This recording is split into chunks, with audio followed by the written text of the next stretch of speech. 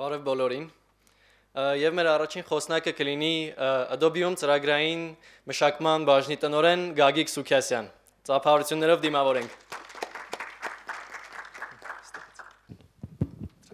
Բարև ձեզ։ Ես Գագիկն եմ, աշխատում եմ Adobe-ում արդեն 7 տարուց ավել, դրանց առաջ 10 տարի էլի leadership փորձ ունեմ։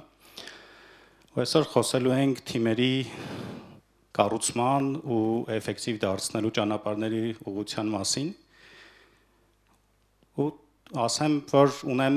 ոնց ասացի 10+ տարվա աշխատանքային փորձ, ղեկավարման թիմերի ղեկավարման փորձ ու տասնյակ 20 եւ ավել պրոյեկտներ եմ ղեկավարել ու տեսել եմ շատ դեպքեր, թե ոնց են թիմերը fail անում, չեն հաջողում, հա։ Ու հիմնականում դրա պատճառներից են լինում ոչ թե այն որ թիմում մարդիկ փորձառու մարդիկ չեն կամ լավ չեն աշխատում կամ եւ այլն, այլ նրան հիմնական պատճառներից մեկը լինում է այն, որ մարդիկ միասին չեն աշխատում։ Ու դրա հետ կապված ուզում եմ մի հատ միասին փորձ անենք, կարող է տարօրինակ հնչի, բայց ուզում եմ անենք ամեն դեպքում։ Պետք է խնդրեմ աչքերդ փակեք մի քանի վայրկյանով ու աջ ձեռքի ցուցամատով ցույց տաք, որտեղ է գտնվում հյուսիսը։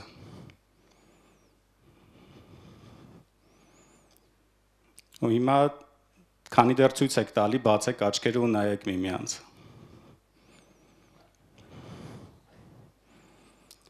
Այս է սովորաբար տեղի ունենում թիմերում, որ իրանք չեն հաջողում, հա, հյուսիսը ընդեղ է գտնվում մոտավորապես։ Նայել եմ սկզբից կոմպասով էլի, որ իմանամ։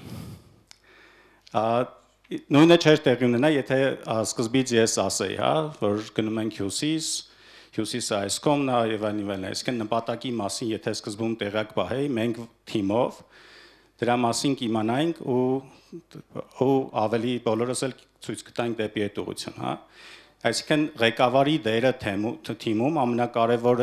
գործոններից մեկը ղեկավարի է նա, որ ինքը ճիշտ հյուսիսը ցույց տա թիմին,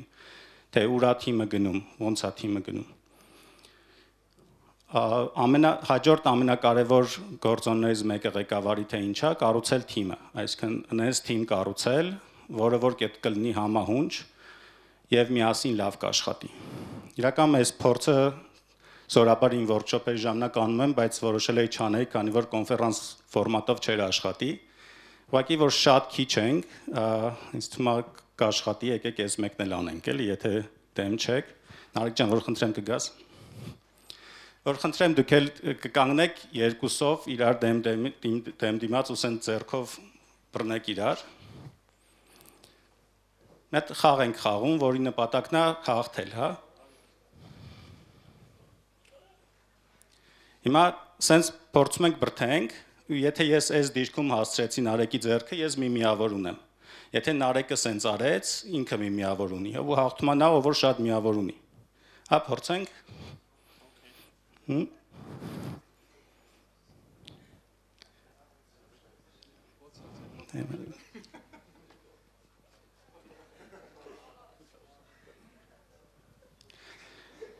Հիմա տեսեք, ես ու Նարեկը բոլորիդ հաղթեցինք։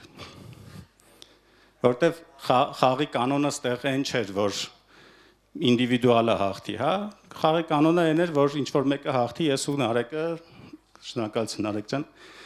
այսինքն միասին աշխատելով մենք ավելի բարձր արդյունքի հասանք։ Հիմա այսինքն երկու կարևոր բան ասացի, հա, ղեկավարի դերը, որը որ ուղղությունը ցույց տա, հյուսիսը ցույց տա, թե որտեղ է հյուսիսը գտնվում, մյուսը թե ոնց է թիմը իրար հետ աշխատում։ Հեսա իրար հետ ավելի խորը կդիտարկենք տարբեր տեսություններ այդ երկուսի մասով, բայց մինչև այդ փորձենք հասկանանք ինչ է թիմը։ Եթե այդ երկու հիմնային գաղափարները գիտենք, թիմի սահմանումը, ոնց կսահմանենք թիմը, օրինակ ինչ տարբերակներ ունեք, չգիտեմ, կլսվի թե չէ, բայց փորձեք լսեք թիմը ոնց կարելի է սահմանել թիմը։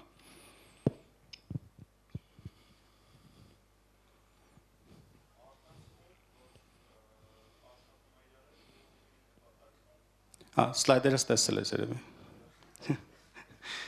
Այս Համարյա ճիշտ, ամբողջությամբ, այսինքն թիմը դա մարդկանց խումբ է, որոնք որ միասին փոխկապակցված են ընդհանուր նպատակի հասնելու համար։ Ստե շատ կարևոր է միասին փոխկապակցված լինելը։ Եթե այսինքն թիմում 2 հոգով կարող են գոլին հասնել, այն մնացածը իր այդ նույն թիմի անդամ չի, պետք է ինչ-որ մի բան փոխել այդ թիմում, հա։ Այսինքն փոխադարձաբար միմյանց կախված են այդ գոլին հասնելու համար։ Ու թիմը, եթե այս երկու հիմնասյունը դիտարկենք թիմի տակ, կհասկանանք, որ թիմը ինքը իրականում կենդանի օրգանիզմ է, այնպես չէ, որ թիմը ստատիկ մի անգամ կառուցեցինք, ինքը այդպես մնում է, հա, չի մնում։ Թիմը ինքը ունի լավ օրեր, ունի, չգիտեմ, մռտնած օրեր, ունի տրամադրություն եւ այլն եւ այլն։ Այսինքն թիմը ինքը իրանից նաեւ ներկայացնում է իր կյանքի տևողություն ունի ու այդ տևողության տարբեր փուլեր ունի։ Դրա հետ կապված կան հետազոտություններ ու առաջի հետազոտություններից մեկը, որ ուզում եմ մի քիչ մանրամասը դիտարկենք, դա Tuckman-ի Stages of Team Development, որտեղ ասվում է, որ ցանկացած թիմ, որը պետք է ձևավորվի, անցնում է հետևյալ փուլերով ու ձախից աջ, հա, առաջինը դա ձևավորման փուլն է։ Այդ փուլում մարդիկ նոր իրար հետ հավաքվում են, իրար սկսում են ճանաչել, ամեն ինչ լավ է, իրանք պայծառ նպատակի համար են հավաքվել ու լավ է ամեն ինչ բոլորին թվում։ Դրանց հետո երբ որ սկսում են միասին աշխատել, սկսում է ինչ-որ բաներ արդեն ճաքեր, հա, էմոցիաներ երևալ, մարդիկ միմյանց արդեն թերություններն են սկսում նկատել, իրար competition-ը առաջանում եւ այլն ու այդ փուլը փոթորկային փուլ կամ storming pool։ Այդ փուլում երևի կհիշեք բոլորդ էլ, որ ինչ որ թիմ, որ ձևավորվել է, այդ թիմում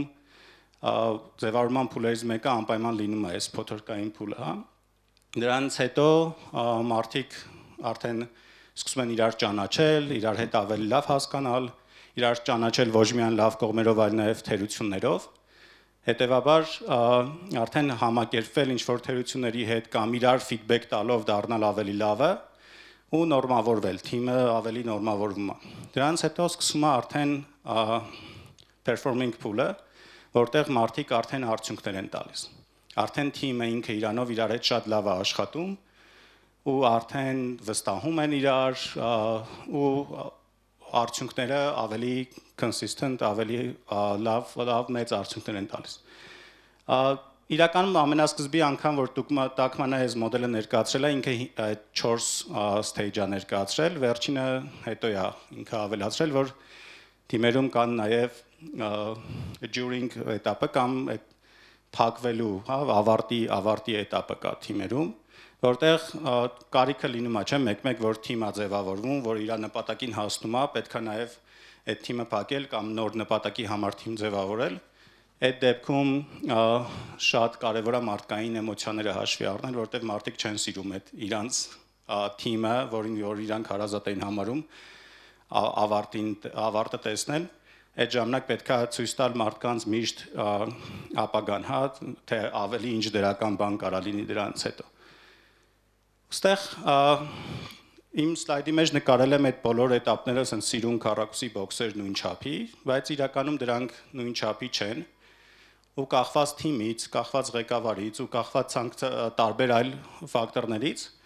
այս փուլերը կարան տարբեր լինեն։ Կարան օրինակ ձևավորման փուլը շատ երկար տևի, ձևավորման փուլից հետո շատ կարճ փոթորկային փուլը լինի, նորմավորման փուլը արագ անցնեն ու միանգամից perform-ան։ Կարա լինի ձևավորման փուլից գնան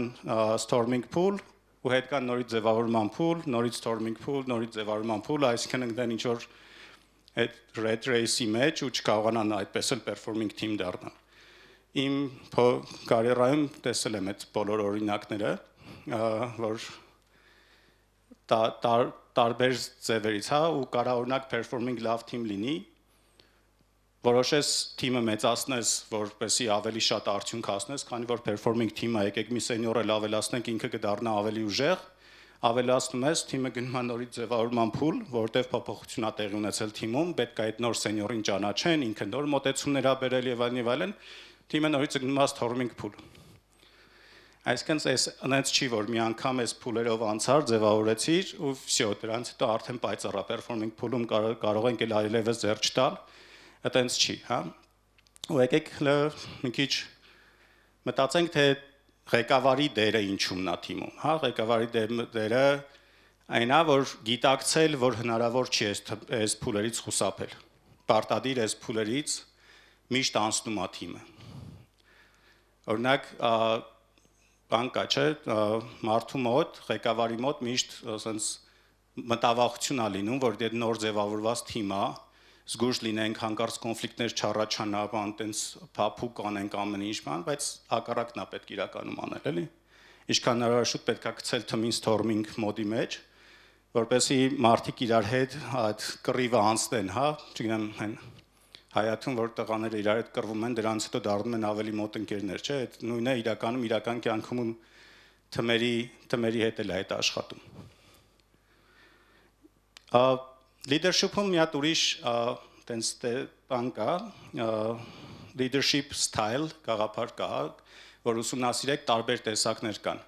Լիդերներին ասում են դեմոկրատիկ լիդերներ, աուտոկրատիկ լիդերներ եւ այլն, լիքը տենց տեսակներ կա։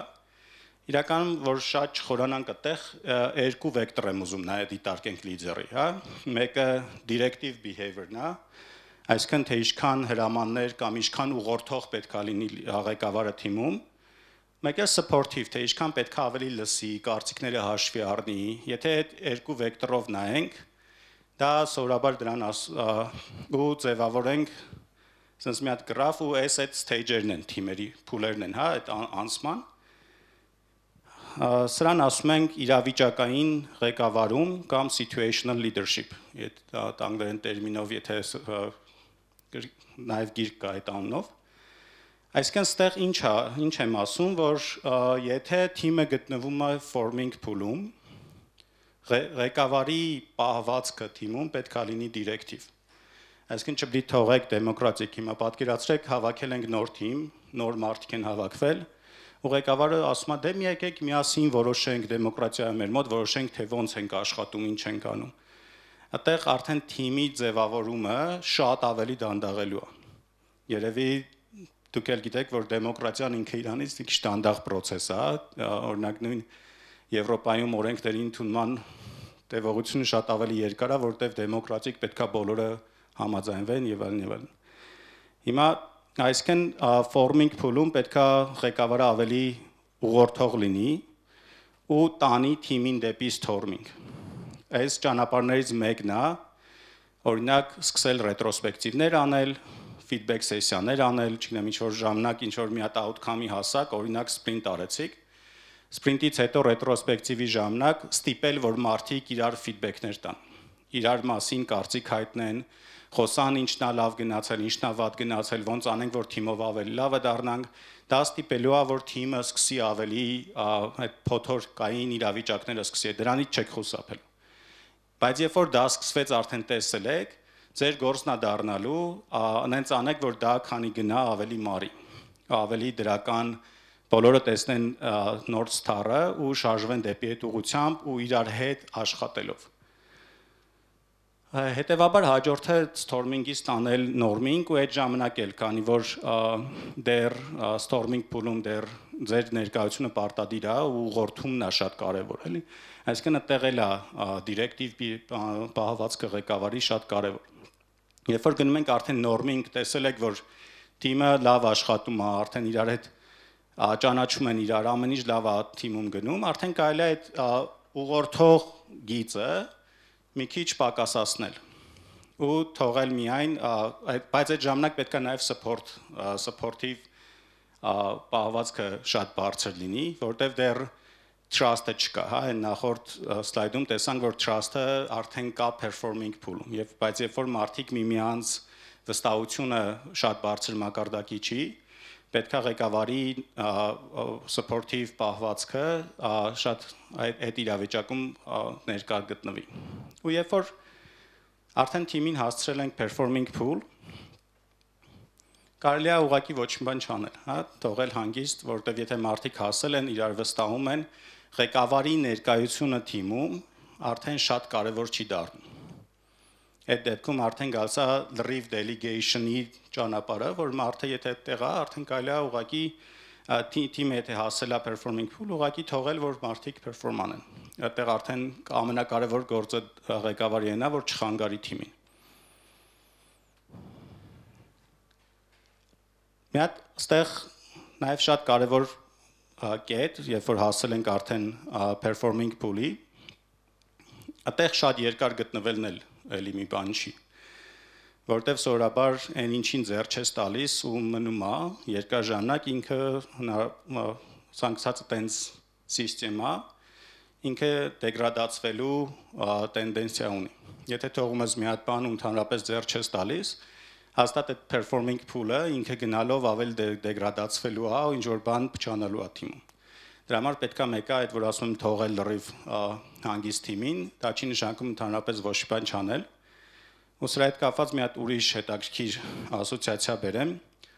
Էվոլյուցիայի տեսության մեջ կա մի հատ տենց տերմին, կոչվում է punctuated equilibrium, հայերեն չկարծա թարգմանեմ այդ որ տենց լավ հնչի։ Ինքը ինչ է նշանակում, ասում է, որ այդ գիտնականները էվոլյուցիան կենդանների, որ հետազոտել են, հասկացել են, որ կենդանների փոփոխման տեմպը տեղի ունենում հետաքրքիր ինչ-որ կարճ ժամանակներում, օրինակ, չեմ հյումանոիդ կենդանները իրանք միշտ եղել են նույն ձևի, ինչ-որ շատ հազարավոր տարիներ, մեկ էլ շատ կարճ ժամանակում, մի քանի 100 տարվա մեջ, ինչ-որ կտրուկ փոփոխություն է իրանց մոտ տեղի ունեցել։ Այսինքն ինչ-որ մի հատ գիծ է ստաբիլության, ինչ-որ կտրուկ փոփոխություն է տեղի ունեցել աճի, փոփոխության, հետո նորից գիծ, հետո նորից կտրուկ աճ։ Ու նույնը իրականում աշխատում է թիմերի վրա։ Երբ որ թիմը ստաբիլ perform է անում, ստաբիլ արդյունք է ցույց տալիս, պետք է մտածել մեխանիզմել ոնց թիմին disturb անել։ Այսինքն ինչ փոփոխություն բերել թիմում, որ այս մեր performance level-ից մենք հասնենք հաջորդ level-ի։ Այսինքն դեպքեր է լինում, երբ որ դու արդեն լավ է, թիմը լավ perform է անում, ամեն ինչ լավ է, պետք է նաև նորից թիմին բերել forming ու storming pool, օրինակ նոր այդ օրինակը որ բերում էի, հա, նոր մարդ ավելացնել եւ այլն, դրանք կարող է եւ հատուկ ղեկավարը անի, որպեսզի թիմին ինչ որ մի հատ շարժ հաղորդի։ Օրինակ ինչը որ մենք Adobe-ում հաճախ ենք անում, մենք ունենք այդ calibration կոչեցյալ process-ը, որ տարին 2 անգամ մեր ինժեներների մասին խոսում ենք, հասկանում ենք ով որտեղ է, ով է top-ում, ով է bottom-ում եւ այլն։ Դրանից հետո մենեջերներով խոսում ենք ինչ ռոտացիաներ անենք, որ որպես ավելի մեծ օրգանիզացիա մենք դառնանք ավելի ուժեղ։ Ու դրանից հետո օրինակ տեսնում ենք մարդ կա, որ ինքը լավ չի աշխատում այս թիմում, որովհետեւ օրինակ համապատասխան իր level-ի խնդիրներ դեռ չկա այդ թիմում։ Դրա համար իրան տանում ենք այնպես թիմ, որտեղ ինքը կարա ավելի ուժեղ խնդիրներ լուծի։ Հետևաբար հաջորդ հետաքրքիր բանը, որ ղեկավարը պետք է անի, միշտ ուշադիր լինի, թե ինչ փոփոխություն կարելի է բերել թիմում, որը կօգնի թիմին տանել այդ equilibrium, punctuated equilibrium-ի հաջորդ level-ին տանել թիմում։ Մինչև հիմա խոսացինք ղեկավարի դերը թիմում, հա, ղեկավարը ինչ պետք է անի թիմում, որպեսզի կարողանա թիմը լավ ձևավորի, ինչ փուլերով պետք է անցկացնի, բայց տեսել եք, չէ, օրինակներ, որ նույն ղեկավարն է երկու տարբեր թիմ է ղեկավարում, մի թիմը կարողանում է լավ ձևավորի, մյուս թիմը չի ստացվել լավ ձևավորել։ Այսինքն այստեղ մենակ ղեկավարի հմտությունը չի այնքան, այլ նաև թե ովքեր են այդ թիմերում գտնվում։ Մարդկանցից էլ է կախված, եկեք հիմա մի քիչ ավելի խորանանք ու հասկանանք, թե թիմի ու մարդկանց միասին աշխատելը ինչ կապեր ունի, հա։ Դրա համար կա ասենց մի հատ գաղափար կոչվում է 5S, 5 S-երի տեսություն, այսինքն որպեսի թիմը լավ աշխատի, պետքա թիմը համախմբված լինի, անգլերեն բառը cohesion, պետքա համախմբվածությունը շատ բարձր մակարդակի լինի թիմում։ Ու ոնց անել, որ թիմում համախմբվածությունը բարձր լինի, դրա համար կան այդ 5S կոչեցյալները ու եկեք հերթով նայենք դրանք որոնք են։ Առաջինը similarity, նմանությունները, այսինքն թիմում պետք է մարդիկ ինչ որ նմանություններ ունենան։ Չգիտեմ, նկատել եք չէ հաստատ, որ անծանոթ մարդու հետ առաջի անգամ ծանոթանում եք, երբ որ իմանում եք օրինակ, որ երկուստ էլ ռադիոֆիզիկայի ֆակուլտետում եք սովորել, ինչ որ ավելի հեշտ է ստացվում այդ մարդու հետ աշխատել, հա, կամ հաջորդ խոսակցությունը, հա, շատ ավելի հեշտ է ստացվում, երբ որ ինչ որ նմանություն եք գտնում իրար մեջ։ Ու հետեւաբար այս կետում շատ կարևոր է թիմին այդ նույն ռետրոսպեկտիվների կամ ինչ որ թիմ դիսկաշների միջոցով ցույց տալ, թե մարդիկ ինչ նմանություններ ունեն իրար, որպեսզի իրար հետ ավելի համախմբվածության այս գիծը շուտ ձևավորվի։ Հաջորդը stability-ն է։ Թիմը ինչքան երկար է իր հետ աշխատում, այդքան cohesion-ը բարձրանում է։ Դրա համար այդ կարճաժամկետ թիմերը, որ մարդիկ պրոյեկտ թիմեր կոչեցյանները, այդքան էֆեկտիվ չեն, իրանք կարող է էֆեկտիվ դառնան կարճաժամկետ ինչ որ արդյունք տալու համար, բայց մարդկային այդ համախմբվածությունը չի հասցնում ձևավորվել։ Դրա համար ղեկավարի նաև շատ կարևոր ունակություններից մեկն է այնց անել, որ թիմը երկար ժամանակ իրար հետ աշխատի, իրար հետ տապակվի ինչ որ տարբեր խնդիրների շուրջ, որպեսզի այդ ստաբիլությունը տեղի ունենա։ Մյուսը չափն է թիմի։ Սովորաբար մեծ խմբերը դրանք համախմբված չեն ու դա մարդկային ֆակտորն է տեղ աշխատում։ Մարդիկ ուղղակի ունակ չեն ավելի շատ մարդկային կապեր միաժամանակ բարձր մակարդակի պահել։ Այտենց ինչ որ մի հատ հետաքրքիր թիվ կա 7, ասում ցանկացած մարդ չի կարա 7-ից ավել մարդու հետ շատ մոտիկ հարաբերությունները պահպանի։ 7-ից ավելի դեպքում արդեն ինչ որ չի ստացվում այտենց շատ ավելի մոտ պահել։ Դե պարզ է, բոլորին չի վերաբերում, մարդիկ ունեն տասնյակ ընկերներ, բոլորի հետ կապերը պահում են, բայց սա միջինի մասին է, հա։ Այս չափի հետ կապված դեռ խոսենք, թե ինչի համար է նաև կարևոր, որ թմերը փոքր լինեն։ Հաջորդը support-ն է, թե ինչքան են մարդիկ իրար supportive, ոչ միայն գործի տեսանկյունից, այլ նաև մարդկային առումով, օրինակ իրար հետ գնում են սուրճ խմելու, մեկը իր խնդրի մասին պատմեց, մյուսները պատրաստ են այդ խնդրին օգնեն, իրար հետ աշխատեն, իրար support անելու կարևորությունը, հա, մյուսը satisfaction-ը, թե մարդիկ ինչքան են satisfied միասին մյուսների հետ աշխատելով։ Ու օրինակ ես սրա հետ կապված շատ կարևոր է, որ երբ որ թիմում կա մարդ, որ լավ չի աշխատում, բոլորը տեսնում են, որ այդ մարդը լավ չի աշխատում, ու ղեկավարը դրա հետ համակերպված է, ոչ մի բան չի անում դրա հետ կապված, սկսում է դա համախմբվածությունը թմի վատացնել, որովհետև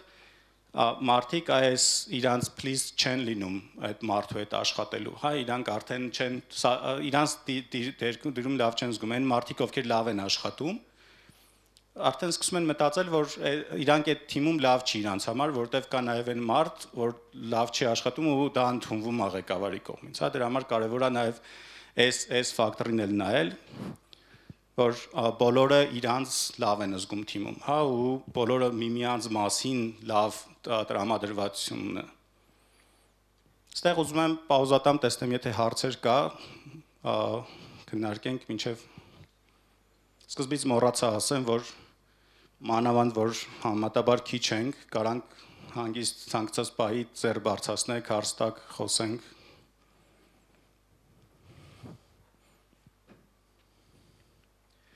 Okay, լավ, եկեք անցնենք հաջորդ կետին, այդ չափի հետ կապված, հա, թեխի է կարևոր թիմում փոքր չափ ունենալ, փոքր չափի թիմ ունենալ, նաև օրինակ Amazon-ը շատ հայտնի տերմին ունի, 2 պիցայի թիմ, այսինքն իրանց մոտ այդ կանոնը կա, որ թիմը պետք է այնքան փոքր լինի, որ 2 պիցայով կշտանա, 2 pizza team, տենց են Amazon-ում ասում, բայց դրա հիմքում ընկած շատ տենց գիտական ապացույց կա, այս փորձը արել է Ռինգելմանը 1913 թվականին դեռ, ոնց որ քարից ինչ որ պարան են կապել, ինչ որ ձևով այդ պարանի ձգման ուժը չափել են։ Երբ որ մի հոգի է այդ պարանը ձգում, ինքը դնում է իր ուժի 100%-ը, հա։ Օրինակ տնենք ես ու Նարեկը ամեն մեկս չափեցինք, ես ձգեցի 80 նյուտոնով, Նարեկը ձգեց 100 նյուտոնով։ Հետո երբ որ երկուսով միասին ենք այդ պարանը ձգում, պետքա որ ձգենք 180 նյուտոնով, չէ՞։ բայց փորձը երկար շատ մարդկանց օրինակներով չափելով տեսել են, որ չէ, իրականում եթե երկուսով են ձգում, ապա այդ պարանի այդ ուժը 180 նյուտոն չի լինում, ելնում է 170 նյուտոն մոտավոր, հա։ Ու այդ միջին թիվը եղել է 93%։ Եթե մի հոգի են ավելացնում նույն տրամաբանությամբ, ավելի անգամ դառնում է 85, հետո մի հոգի են ավելացրել իջել է 75, մինչև 8 հոգի եթե դառնում է 49%։ Այսինքն թիմը եթե 8 հոգանոց է, միջինում ամեն մեկի իր հնարավորությունների 100%-ը չի ներդնում, այլ միջինում ներդնում է 49%։ Ինչ եք կարծում, ինչն է պատճառը։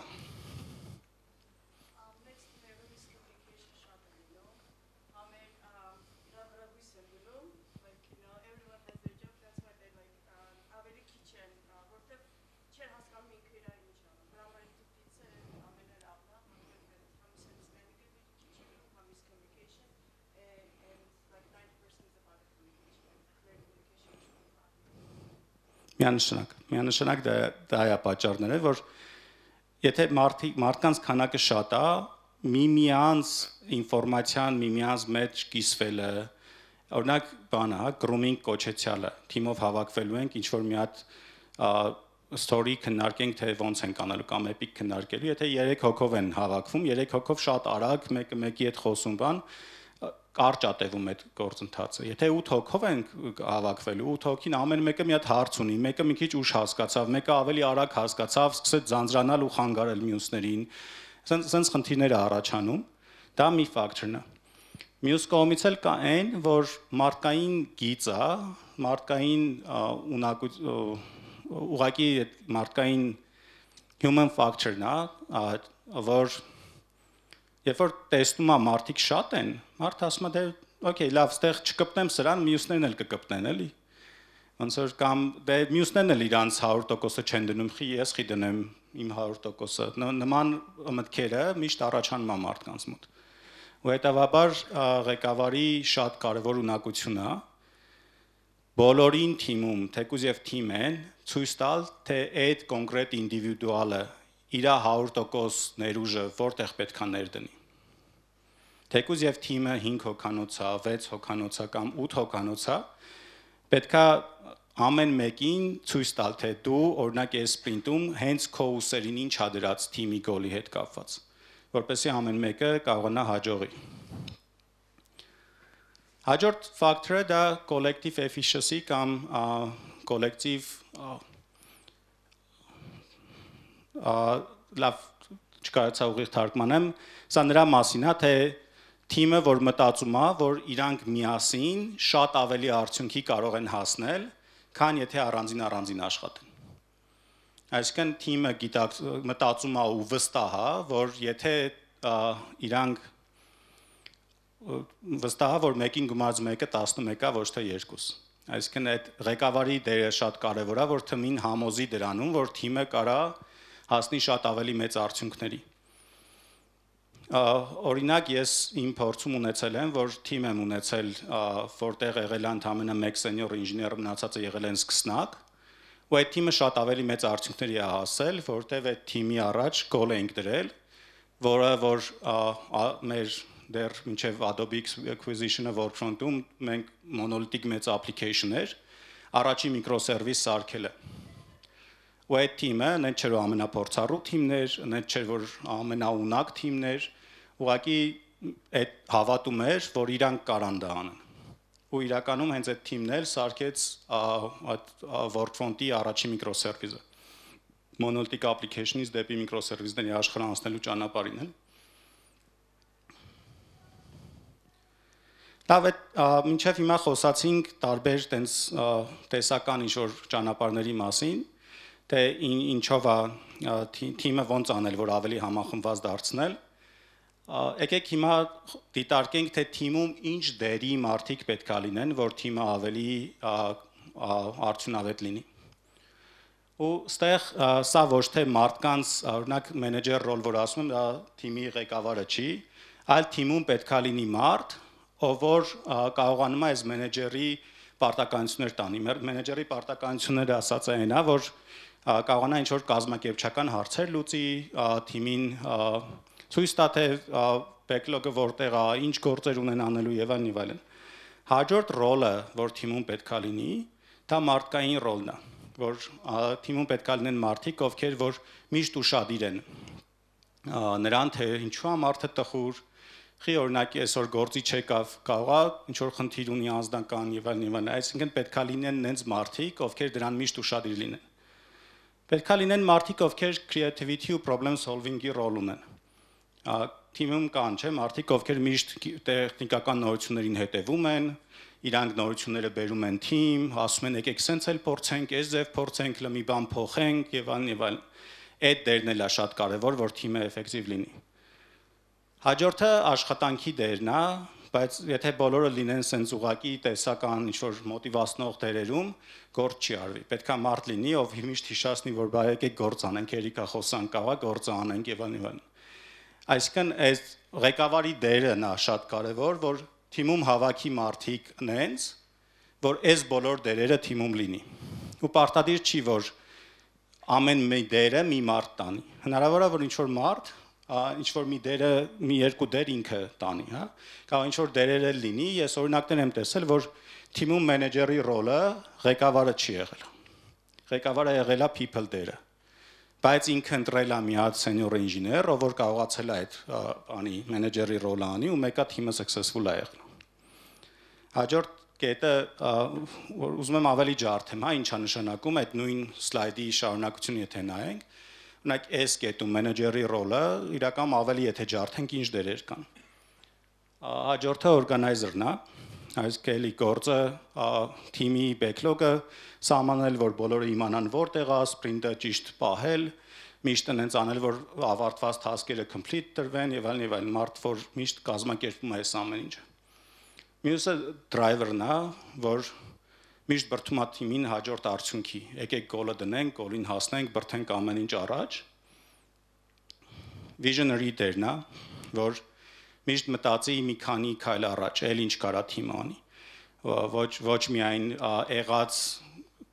task-երի շրջանակներում, այլ կարանք մի բան ավելել անենք, այդ visionary դերն էլ է շատ կարևոր։ People role-ի մեջ networker-ն է, մարդ, որ շփվում է բոլորի հետ, եւ թիմի ներսում, եւ թիմից դուրս։ Գնում է մյուս թիմերի հետ է խոսում, ինչ լավ մոտեցումներ մյուս թիմերը ունեն, բերենք, տեսնենք, կարանք մեր թիմի վրա լավ աշխատի ավելի, փորձենք ինչ որ մյուսներից ինֆորմացիա բերել, հա, մյուսների հետ լավ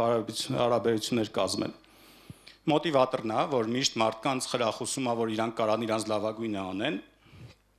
Supporter-ը, սրա մասին նախորդին խոսացինք, որ միշտ ուշադիր է, որ մարդիկ ով է տխուր, ինչ է տեղի ունենում, ինչ որ մեկը մեկին հանկարծ չնեղացրեց, խոսակցության ընթացքում այս ամեն ինչին ուշադիր է։ Բայց ես ունեմ ինժեներներ, ովքեր sense գալիս են ինչ որ պատմություններ են մեր one-on-one-ների ժամանակ կամ skip level-ների ժամանակ պատմում, որ ինչ որ իրավիճակ են տեսել, ու ես ահավոր grateful եմ դրանից, որ դա ինձ օգնում է ավելի իրազեկ լինել թիմում ինչա կատարվում, հա։ Հաջորդ ռոլը, որ թիմում պետք է լինի, դա ինովատորն է, ոնց ասացի, գնալ, հետաքրքրվել ինդուստրիայում, ինչ է կատարվում, ինչ նոր պրոդուկտներ կան, ինչ նոր տեխնոլոգիաներ կան, որ կարանք բերենք մեր մոտ, հա։ Հաջորդ ռոլը opposer-ն է, սա հետաքրքիր է, որ կապում եմ ինովացիայի հետ, այս այն մարդն է, ով միշտ challenge-ը անում, արդյոք հենց sense պիտի անենք։ Իրական սովորաբար դա չի կապվում ինովացիայի հետ, բայց այս մարդիկ են, ովքեր որ իրանց հարցերի շնորհիվ բերում են նրան, որ ինովացիա է տեղի ունենում։ Այնքան challenge են անում, որ խի sense, վերջը գալիս ենք մի հատ նոր արդյունքի, էլի։ Դրա համար այդ դերը շատ կարևոր է թիմում։ Սովորաբար blind spot աղեկավարների կողմից, որ չեն սիրում այս մարդկանց, բայց պետք է այս մարդկանց ճիշտ օգտագործել ու շատ լավ արդյունքի կարող ես հասնել։ Մյուսը judge-ն է, ով որ լսում է, հա, կարան մյուս մարդիկ լիքը օրինակ երկու հոգի բերեն տարբեր տեխնոլոգիական ինովացիա, ասեն սենց է պետք անել։ Պետք է լինի մարդ, ով որ ունակ է լսել բոլորին, վերջում judge անել, թե որն է վերջո ամենաճիշտ տարբերակը, հա։ Էլի IT ոլորտում երևի դա մենեջերն է այդ դերը անում, բայց պարտադիր չի, կարա ուղղակի այդ դա delegate արվի ինձ մարդու, ով որ իրոք կարա այդ դերը կատարի։ Ես ունեցել եմ օրինակ, երբ որ իմ թիմում երկու senior engineer կային, երկուսն էլ մեկը բրթում էր մի ուղղության վրա, մյուսը մյուս ուղղության վրա, ու ես հասկացա, որ ես չեմ կարող այդ որոշումը կայացնեմ, երկուսին էլ ոնց որ ես էի ջաջի դերում, բայց որի որոշումն էլ կայացնեի, մեկին նեղացնելու էի ու շատ լարված էր իրավիճակը, էլի։ Ինչ արեցի այդ պարագայում, մեկին խնդրեցի գնալ ուսումնասիրել, թե խիա այն մյուս տղայի դրած ճանապարհը ճիշտ, այն մյուսն էլ հակառակը խնդրեցի։ Ու տենց եկան երկուսով հիմա հակառակն էին համոզում, հա, որ այն ոնց որ սկզբից համոզում էին, որ պետք է օրինակ event sourcing անել, այն հետ մեկը ասում էր, չէ, rest caller պետք է անել։ Հիմա հակառակը վեր տեղերով փոխվել, մեկը ասում էր պետք է անենց անել։ Ու իրականում այդ երկու տարբերակները լսելուց հետո արդեն իմ համար հեշտ դարավ judge անել, որ ոնց են գնում առաջ, էլի, որովհետև արդեն երկուսն էլ հասկացել էին։ Task-ի մասում շատ կարևոր է այդ finisher կոչեցյալը, այսինքն մարդ, ով որ finish strong անելու գաղափարախոսն է, ինքը ուզում է, որ task-երը միշտ ավարտին հասցվեն եւ այլն։ Հաջորդը streamliner կոչեցյալն է, ով որ շատ լավ է իր ստացվում շատ բարդ task-երը պարզ ներկայացնել թիմի մյուս անդամներին։ Այս մարդկանց դերն էլ է շատ կարևոր, որ կարողանան իրանք թիմին չթողել, որ թիմը խճճվի բարդ բաների ժամանակ, այլ պարզացնում է ամեն ինչ ճանապարհը գործի կատարման ուղղության համար։ Եվ վերջինը այդ դիմացկունություն ունեցող մարդը, ցանկացած թիմում կան, չէ, այն annoying, այն որ ձանձրալի task-երը, որ ոչ մեկ չի ուզում անի, բայց կան մարդիկ, ովքեր որ խնդիր չունեն։ Ինչ ձանձրալի task էլ տաս վերցնում անում առանց տրտմնջալու, առանց նվնվալու, առանց բանանելու, այդ մարդ ունենալը, նման մարդ ունենալն էլ է թվում կարևոր, որ այդ չես կարող խուսափես այդ կարգի task-երից։ Հետևաբար ղեկավարի դերը ամենակարևոր դերերից մեկն է, որ կառուցել թիմ, որտեղ այս բոլոր դերերը կան։ Ոնց ասացի, մարդիկ կարան մի քանի դեր ունենան, ուղղակի իմ փորձից ելնելով մարդը չի կարողանում համ այս դիրքում լինի, համ այն դերում լինի։ Ես դրա համար հատուկ sense հակառակ ուղղություններ եմ դրել, այսինքն վերև ներքև մարդը չի կարողանում համ support-ը լինել, համ գործը առաջ տանել, կամ մարդը չի կարողանում լինի համ մենեջեր, համ innovation անող։ Բայց այս ձևով կարողանում է լինել, էլի։ Ասում եմ։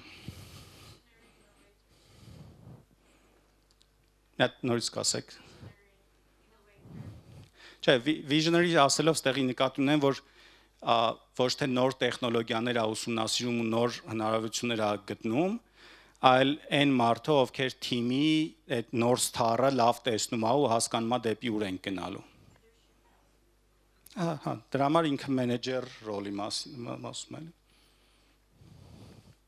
Այսքանը։ Շնորհակալություն։ Չգիտեմ, եթե ժամանակ ունենք, ուրախ կլինեմ հարցերի պատասխանեմ, բայց չունենք։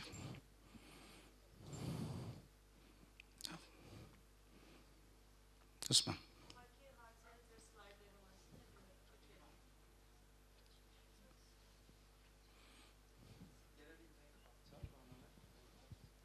Եթե ժամանակ ունեք, թե չէ։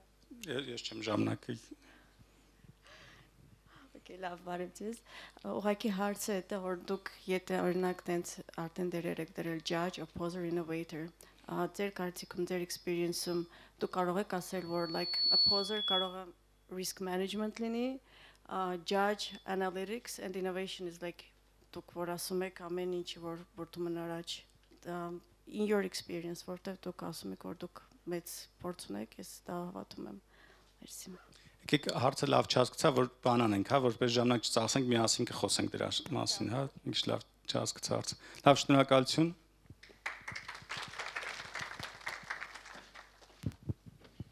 Շնորհակալություն Գագիկին, եթե ինչ-որ հարցեր լինեն, խնդրեմ ձեռք բարձրացնեք, միկրոֆոնը տրամադրենք, նոր ձեր հարցը հնչեցնեք։